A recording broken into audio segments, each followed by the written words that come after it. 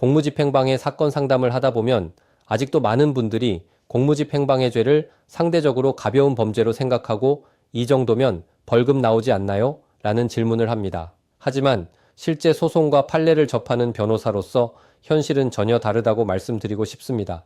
물론 과거 10여 년 전에는 초범의 경우 벌금 100만 원 정도로 가볍게 끝나는 경우가 많았습니다. 하지만 현재 공무집행방해의 기본적인 양형 기준은 징역 6개월에서 1년 6개월으로 벌금형은 원칙적인 선택지가 아니라 판사가 특별히 사정을 참작해 줄 때에만 가능한 예외적인 결과에 가깝습니다. 과거처럼 검사가 벌금형을 구형하고 사건이 끝나는 구조는 이미 사라졌다고 보아야 합니다.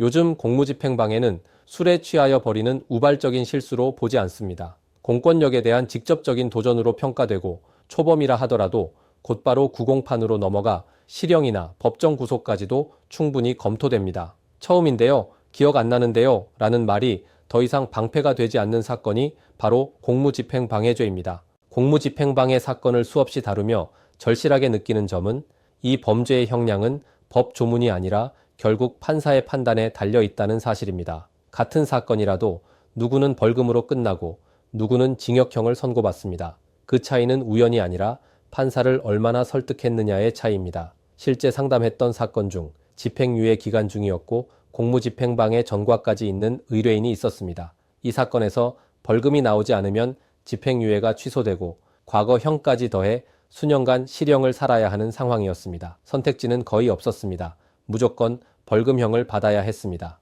이 사건은 수사 초기부터 대응이 시작됐습니다. 경찰 단계에서 합의를 마무리했고 재판을 염두에 두고 양형 자료를 하나씩 준비했습니다. 반성의 형식이 아니라 재판부가 납득할 수 있는 구조를 만들었습니다. 결국 벌금 500만 원 선고를 받았었고 의뢰인은 감옥에 가지 않았습니다. 공무집행방해 사건에서 판사의 재량은 놀라울 정도로 큽니다. 징역 3년과 벌금 500만 원은 법적으로는 같은 범주 안에 있지만 현실에서는 인생이 갈리는 차이입니다. 그 재량이 의뢰인에게 유리하게 작용하도록 만드는 것, 그것이 바로 공무집행방해 사건 전문 변호사의 역할입니다. 공무집행방해로 수사를 받고 있다면 선고일 전까지 여러분의 형량은 정해진 것이 아닙니다. 그리고 여러분의 형량은 판사에게 자신의 상황과 반성 의지를 어떻게 설득하느냐에 따라 완전히 달라질 수도 있음을 기억하셔야 합니다.